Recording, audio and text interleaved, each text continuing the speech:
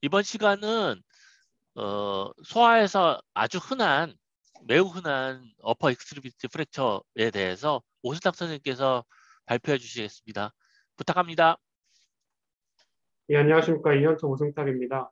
오늘은 소아 상지골절 중에서 응급실에서 흔히 접할 수 있는 4가지 팔꿈치 골절에 대해서 알아보도록 하겠습니다. 먼저 수프라콘딜러 프랙처에 대해 살펴보겠습니다. 수프라콘딜러 프랙처는 가장 흔한 소아 팔꿈치 골절이고 5에서 6세경 호발하는 것으로 알려져 있습니다. 수상 기전에 따라서 익스텐션 타입, 플렉션 타입으로 나뉘고 푸시 인저리에 의한 익스텐션 타입이 96% 이상을 차지한다고 알려져 있습니다. 이제 현재 수프라콘딜러 프랙처는 전이가 있을 경우에 대부분 CRP닝하고 캐스트를 시행하고 있지만 처음부터 이와 같이 치료했던 것은 아닙니다. 전이가 있는 골절에서도 리덕션 후 캐스트를 하는 것이 치료의 메인이었던 때도 있었습니다. 이게 메타피지얼 프랙처라서 실제로 잘 치료되는 경우도 있었지만 프록시멀 휴메러스나 딜살 레디우스보다는 보존적 치료했을 때 발생하는 큐비투스 바루스나 하이퍼플렉션 때문에 생기는 컴파트먼트 신드롬, 너브 인저리 등을 극복하기 위해서 1940, 50년대부터는 수술적인 치료가 대두되었습니다. 우리가 흔히 사용하는 가트란드 클래시피케이션의 오리지널은 1959년에 당시 논의들을 종합해서 수프라콘딜러 프랙처를 3가지로 분류한 체계입니다. 전이가 거의 없는 경우가 타입 1, 전이가 있지만 콜텍스가 유지되고 있어서 리덕션이 용이한 경우가 타입 2, 그리고 콜텍스의 연속성이 없어서 불안정해 보이는 골절을 타입 3로 분류했습니다. 치료 방법과 분류 체계가 잘 맞아떨어져서 매우 유용한 분류 체계라고 할 수 있겠습니다. 타입 1의 경우 전이가 없어서 엑스레이상 골절선이 뚜렷하지 않은 경우가 많지만 수상 직후에 패트헤드 사인이나 경과관찰하면서 생기는 캘러스 포메이션을 통해서 골절 여부를 알 수가 있습니다. 전이가 미미하다면 캐스트를 해서 보존적인 치료를 시행할 수가 있겠습니다. 전이가 미미한 가짜나 타입 1 프랙처에서 골절의 힌트가 되는 엑스레이 소견이 패트헤드 사인입니다. 골절로 인해서 헤말스로시스가 생기면서 관절량을 둘러싼 팻이 이동을 하게 되면 웨디올 루센트한 음영이 보이는 현상을 말하고 앞부분에 이게 생겼을 경우에 특히 도체 모양과 닮아서 세일 사인이라는 별명으로 불리기도 합니다. 타입 2의 경우 딜사 프래그먼트가 포스테리어로 전이가 되지만 콜텍스의 연속성은 유지되기 때문에 인텍트한 포스테리어 페리오스티움을 레버로 삼아서 리덕션을 시도해 볼 수가 있겠습니다. 예전에는 리덕션 후에 자세를 유지하기 위해서 풀플렉션 포지션으로 캐스트를 시행했었고 현재는 수술 기법이 발달해서 CRP닝을 하고 90도 각도에서 캐스트를 주로 시행을 하고 있습니다. 풀플렉션 캐스트를 했을 때 생길 수 있는 대표적인 문제가 컴파트먼트 신드롬이고 그래서 따라서 현재는 타입 2에서 대부분 CRP닝하고 나서 90도 각도로 캐스트를 시행하고 있습니다. 타입 3 프랙처는 딜사 프래그먼트가 완전 전이돼서 콜텍스의 연속성이 없어진 경우를 뜻합니다. 수술장에서 CRP닝하고 캐스트가 필요한 케이스들이 되겠고 이제 오리지널 가트란 시스템이 탁월하긴 했지만 몇 가지 연구들이 수프라콘딜러 프랙처에 큰 도움을 나중에 줬는데 그 대표적인 사례가 윌킨스입니다. 윌킨스는 가트란 타입 3가 골편의 전이 방향에 따라서 서로 다른 성질의 두 그룹으로 나뉜다고 발표를 했습니다. 딜사 프래그먼트가 포스트로 메디알 방향으로 전이되는 경우가 더 흔하고 저는 뒤에서 설명드리겠지만 리덕션 할 때 포함을 프로네이션 해야 하고 이제 동반 손상으로는 라디안 너브 인저리가 흔히 있었습니다. 딜사 프래그먼트가 포스트로 라테랄로 전이되는 경우는 그보다는 드물었지만 리덕션 할 때 프로네이션이 아니고 스피네이션을 해야 했고 이때는 프록시멀 프래그먼트의 빅크가 안테로 메디알로 반대로 향하기 때문에 이제 메디안 너브나 분진 AIN 또는 브라키알 아테리의 손상을 동반하는 경향이 있었습니다. 그래서 딜사 프래그먼트가 포스테로 메디알로 치우쳤을 경우에는 이제 프록시멀 프래그먼트의 비크는 반대로 라테랄로 향하기 때문에 라디알 너브 인저리가 동반되는 경향이 있고 이를 리덕션하기 위해서는 먼저 세시타 플레인상에서는 엘보를 플렉션해서 뒤로 젖혀진 프래그먼트를 데려와야 할 것이고 코로나 플레인에서는 인텍트한 메디알 페리오스티움을 레버로 삼아야겠고 또 발구스 포스를 줘서 라테랄을 이제 리덕션해야 할 것입니다. 케이스와 모식도로 좀 이해를 해보겠습니다. 6세 남아이고 수프라콘딜러 프랙처 완전 전이된 가트란 타입 3 그리고 딜사 프래그먼트는 살펴보면 포스테로 메디알 방향으로 디스플레이스 되어 있습니다. 그래서 먼저 세지탈 플레인에서는 뒤로 넘어가 있는 디스탈 프래그먼트를 플렉션에서 교정을 하고, 코로나 플레인에서는 이제 메디알 포션을 힌지로 해서 라테랄을 리덕션해야 하니까 발구스 포스가 필요할 것입니다. 그래서 엘보 플렉션 상태에서 발구스 포스를 주기 위해서 포함을 돌리면 이제 프로네이션 자세가 나오게 됩니다. 그래서 환자를 이제 수술장에서 이제 플렉션하고 프로네이션에서 리덕션한 뒤에 이제 피닝하고 캐스트에서 이제 치료한 케이스가 되겠습니다. 3개월째 유압을 얻었고, 반대로 이제 디스탈 프래그먼트가 포스테로 라테랄로 디스플레이스가 된다면 이제 프록시말의 비크는 안테로 메디아를 향하기 때문에 메디안 너브나 분진 AIN 그리고 브라키알 아테리의 손상이 동반되는 경향이 있습니다.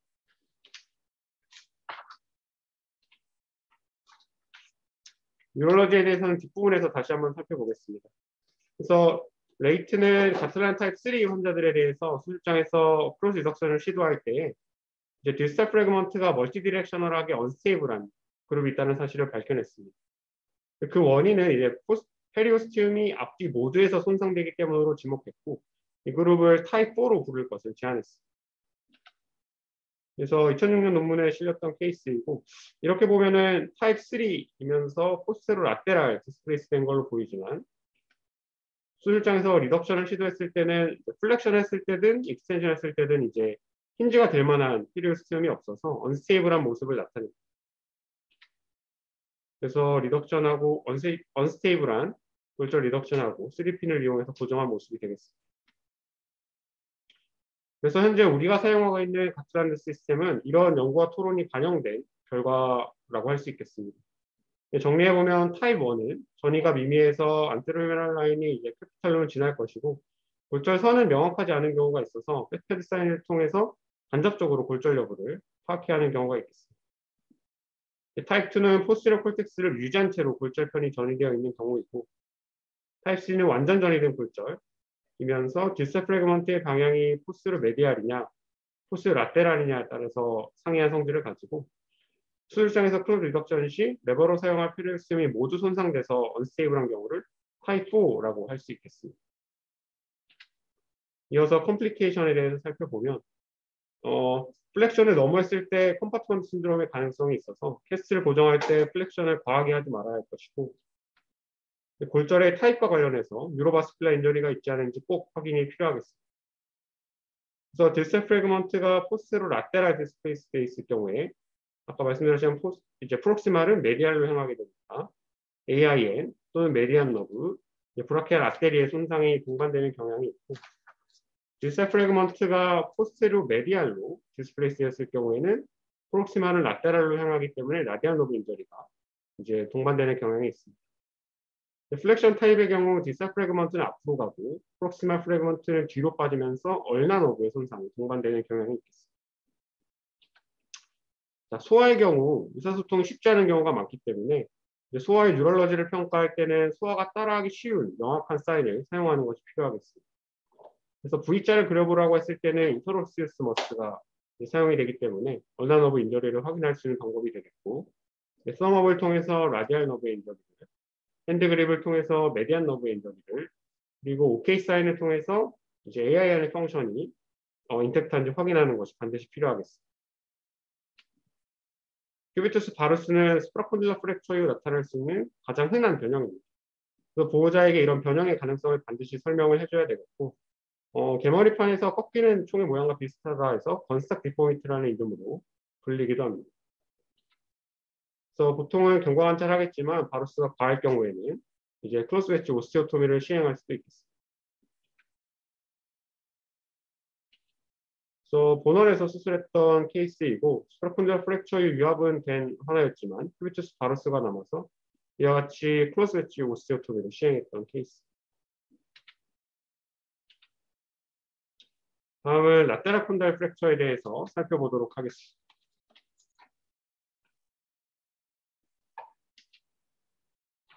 라테랄 콘달 프랙처는 소아 팔꿈치 골절 중에 스프라콘딜러 프랙처에 의해서 두 번째로 흔한 골절입니다. 6세기형 후발하는 것으로 알려져 있고, 이 수프라콘딜러 프랙처는 메타피지얼 프랙처였지만 라테랄 프랙처는 인트라티큘러 프랙처입니다. 따라서 보존적 치료를 할 때 예후가 좋지 않아서 수술적인 치료가 필요한 프랙처 오브 네서시티라고 불리기도 합니다. 엑스레이로 평가할 때 AP 라테랄 뷰 외에도 인터널 오블릭 뷰의 중요성이 잘 알려져 있습니다. 보통 프로프 시오리라는 이름으로 수상 기전을 설명하는데 엘보 익스텐션 상태에서 바로 스트레스를 받으면 라테랄 콜레터럴 리가먼트나 이제 익스텐서 머슬에 의한 어버전 포스가 더해져서 골절이 발생한다 이렇게 설명하고 있습니다. 수술적인 치료가 발달하기 전에는 리덕션하고 플렉션 캐스트를 해서 보존적인 치료를 시도했었고 이때 관절 내 골절이라는 특성상 관절액이 분류학 과정을 방해하고 익스텐서에서 지속적으로 힘을 받아서 불편이 재전이 되고 분류합되는 일이 흔히 있었습니다.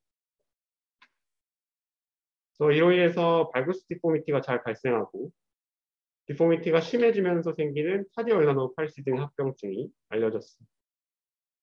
이에 대해서 수술적 치료의 상대적인 우수성이 확인되면서 그러면 언제 그리고 어떤 방식으로 수술하느냐가 관건이 되었습니다.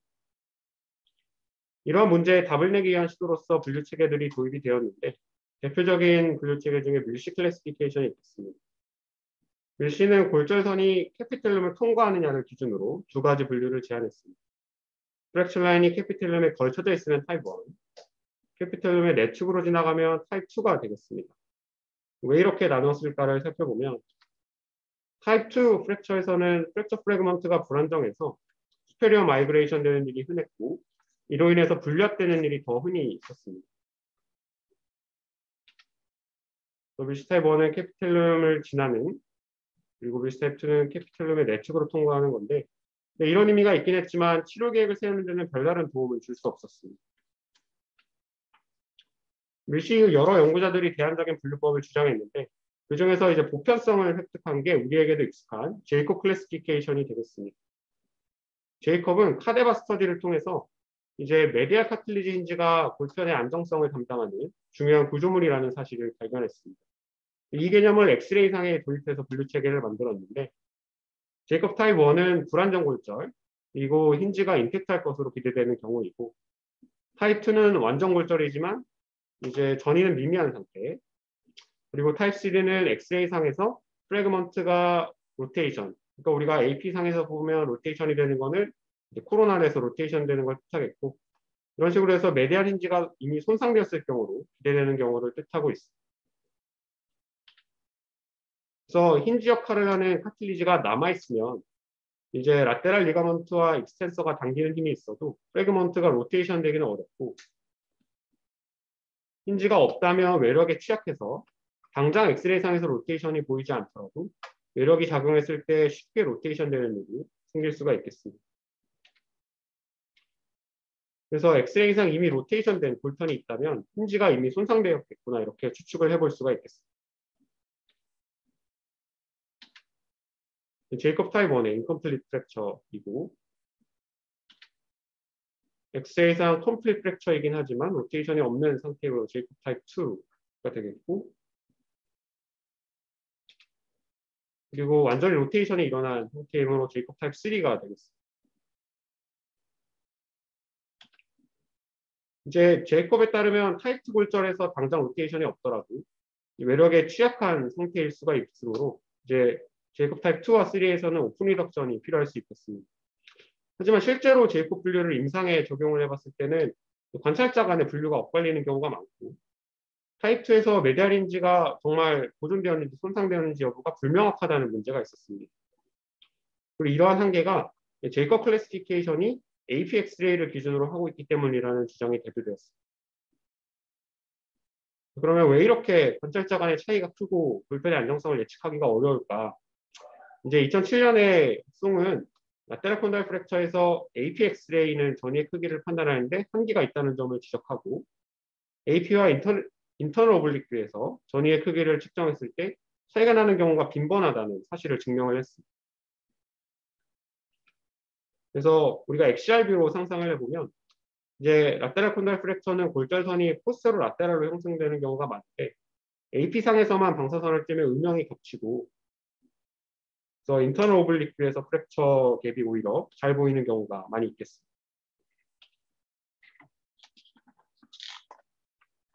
이런 식으로 AP뷰에서 인컴플리트 프랙처블에서 제이콥 1으로 분류되었을 만한 골절이 실제로 인터널 오블릭 뷰를 확인해 보면 이와 같이 제이콥 2나 3의 형태로 드러나는 경우가 있었습니다. 따라서 송은 이제 골절을 분류할 때 반드시 오블릭 뷰에서 판단한 내용이 포함되어 있어야 한다고 주장했고, 이를 토대로 새로운 분류 체계를 제안했습니다. 이렇게 나온 것이 이제 송 클래시피케이션이고, 이것의 의미는 골절을 분류할 때 AP랑 라테랄 엑스레이 외에도 이제 오블릭이 반드시 포함되어 있어서 오블릭 뷰에서 골편이 얼마나 전이되어 있는지도 확인을 해야 한다는 뜻입니다. 이에 따라서 총 5개의 스테이지로 골절을 분류했습니다. 그래서 송 스테이지 1은 전이가 미미한 불안정 골절이고 보존적 치료를 시도해 볼 수도 있겠습니다.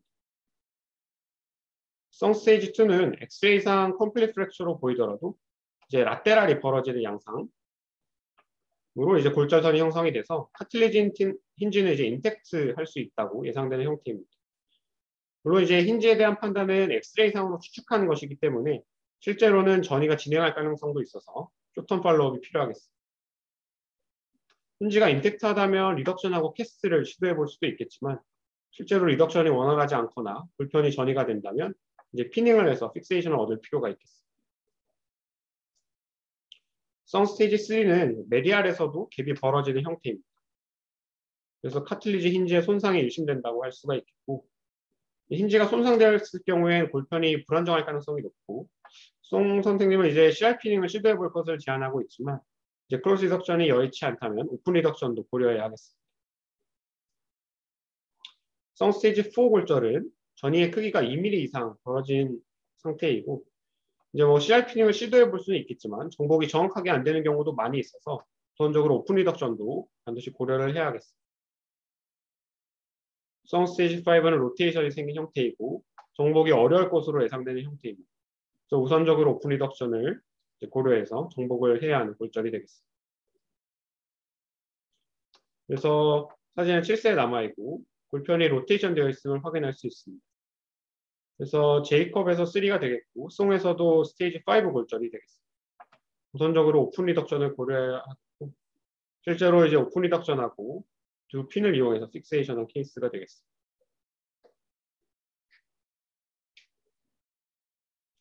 그래서 이제 송은 클래시피케이션을 제안하면서 이에 맞는 치료 방침도 알고리즘의 형태로 제안한 바가 있습니다. 그래서 CR 피닝을 강조하는 이제 송 선생님의 입장에서는 스테이지 5 패턴에서도 오픈하지 않고서 뭐 골편이 드로테이션 되어 정복이 되면 이제 CR 피닝으로도 치료가 가능할 것이라고 주장을 하고 있지만 이제 강의 시작할 때 말씀드렸던 대로 라테랄 콘도일 프랙처는 인트라티큘러 프랙처이기 때문에 넌유니언의 가능성이 높아서 CR 피닝을 시도했을 때 갭이 있다면 과감하게 오픈으로 전환해서 정확하게 리덕션하고 픽세이션하는 것이 필요하다고 할 수 있겠습니다.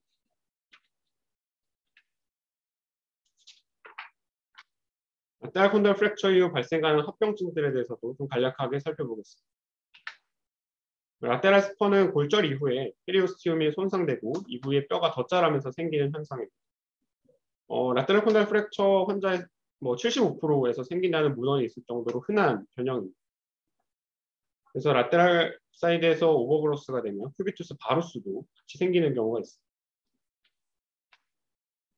이제 골절 후에 분류압으로 인해서 큐비투스 발구스가 발생하는 경우가 많이 있고 이런 변형이 진행하면 얼간 어부의 손상이 동반될 수가 있겠습니다. 이와 같은 현상을 타디 얼나노팔시라고 부르고 있습니다.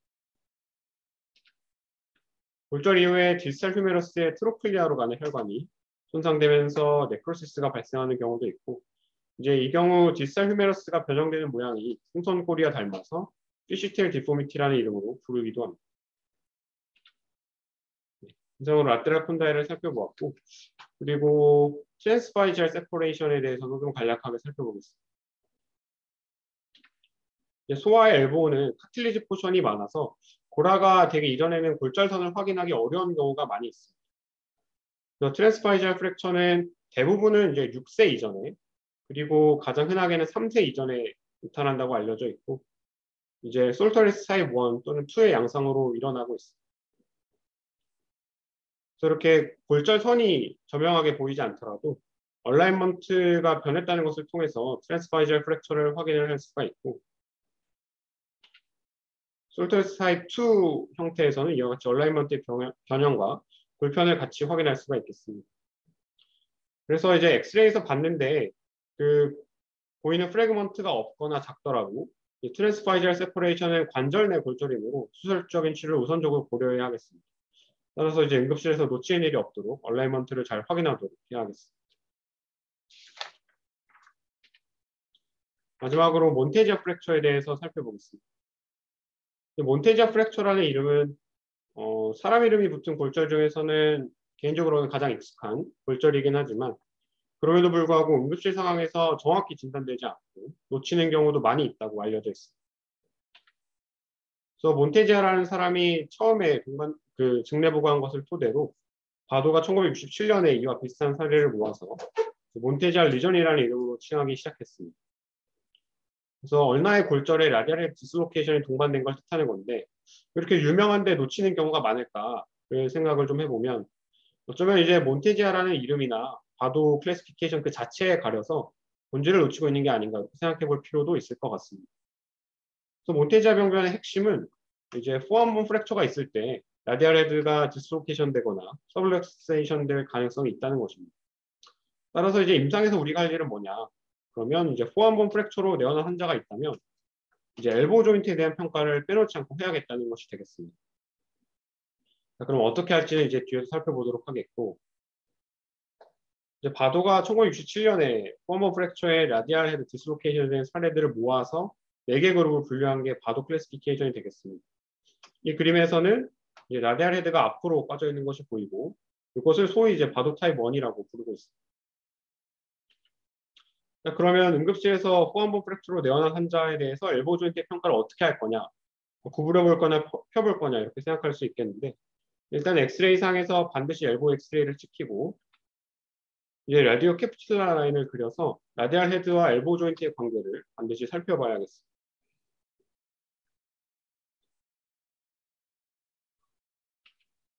이때 이제 라디알 헤드가 앞으로 빠지는 상황이 가장 흔한 몬테지아 리전이 되겠습니다. 뭐 라디알 셰프트의 골절이 동반되느냐에 따라서 타입 1, 타입 4 뭐 이런 식으로 나눌 수는 있지만 라디알 헤드가 앞으로 빠졌다는 점에서 타입 4도 타입 1의 변이형 중 하나라고 생각할 수도 있겠습니다. 그리고 소아에서 포함본 프랙처를 평가할 때는 이제 플라스틱 디포메이션에 동반되는 경우가 있어서 항상 소아를 평가할 때는 플라스틱 디포메이션의 가능성을 염두에 두고 상태를 평가할 필요가 있겠습니다. 응급실에서 이와 같이 얼나 쉬프트 프랙처에 동반된 라디알 헤드의 안테리어 디스로케이션을 확인을 했고 어큐트 스테이지에서 확인을 했기 때문에 매뉴얼 리덕션을 시도할 수 있었습니다. 그래서 보존적으로 치료해서 수상 3개월 후 골류압도 이루어지고 엘보 조인트도 안정화된 모습입니다. 그래서 몬테지아 병변을 모식도로 좀 살펴보면 이런 식으로 라디알 헤드가 안테리어 디스로케이션이 된 것을 뜻할 텐데 자, 그러면 이런 급성기의 몬테지아 병변을 놓치면 어떻게 될까? 이제 라디알 헤드가 빠진 상태에서 얼나가 리모델링이 되면서 이와 같이 라디알 헤드가 정복되기 어려운 상태가 됩니다. 이게 시간이 지나서 이 라디알 헤드를 정복을 하려면 수술적인 치료가 필요하게 되겠고 이와 같이 얼나를 절골하고 늘려서 라디알 헤드가 정복될 공간을 다시금 만들어줘야 하겠습니다. 케이스로 살펴보면 이전에 포함본 프랙처로 진단받고 보존적 치료한 뒤 내원한 환자입니다. 얼나 셰프트에서 약간의 보잉이 확인되고 라디알 캡슐라 라인을 그려보면 라디알 헤드의 디스로케이션을 확인할 수 있었습니다. 그래서 이전에 몬테지아 리전이 있었지만 당시에 엘보 조인트에 대한 평가가 제대로 이루어지지 않아서 병변을 놓친 케이스가 되겠습니다. 그래서 이 환자에 대해서 이제 오픈해서 이제 얼나 랭스닝을 시행을 하고 라디알 헤드를 정복하고 고정을 했습니다. 그래서 수술 후 3개월째 라디알 캡슐라 라인을 다시 그려보면 라디알 헤드가 정복된 채로 유지되고 있음을 확인할 수 있었습니다. 그래서 두 번째로 흔한 몬테지아 병변은 라디알 헤드가 라테랄로 서블럭세이션 되는 경우입니다. 굳이 바도 클래시피케이션을 적용하자면 바도 타입 3라고 할 수 있겠습니다. 프록시말 얼라인은 잡을 수 있는 골편이 짧아서 매뉴얼 리덕션을 시행하기 어려운 경우가 대부분이고 이제 코로나 플랜이 생기는 바로스 디포미티를 교정할 필요가 있어서 주로 많은 경우 수술적인 방법으로 치료하게 되겠습니다. 케이스를 살펴보면 이제 프록시마 얼나의 골절이 확인되고 라디얼 헤드는 라테랄로 서블럭세이션 되어 있습니다.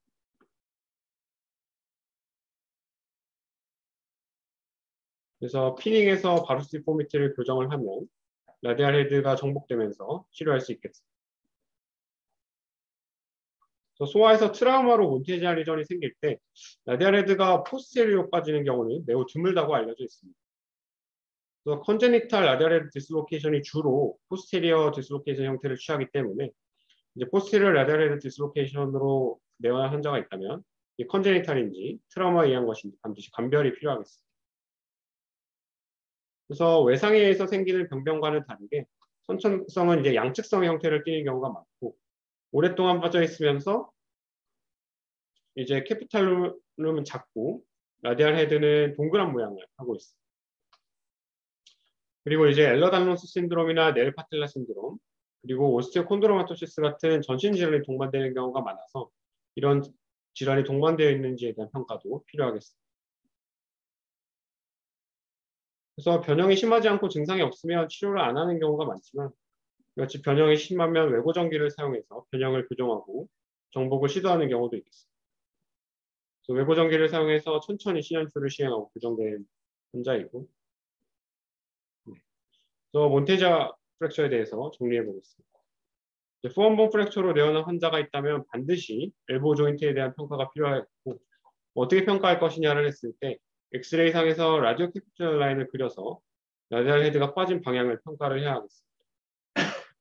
소아의 경우는 성인과 다르게 얼나의 이제 저명한 프랙처 대신에 플라스틱 디포메이션이 동반되는 경우가 많아서 그 여부를 좀 유심히 살펴보아야 하겠고 그리고 외상으로 포스테리어 디스로케이션이 생기는 경우는 드물지만 그런 환자가 내원한다면 그것이 양측성인지 그리고 뭐 다른 신드롬이 동반된 것은 없는지 캐피텔룸과 라디얼 헤드의 모양은 어떤지 평가함으로써 컨제니탈 디스로케이션을 감별할 수 있겠습니다.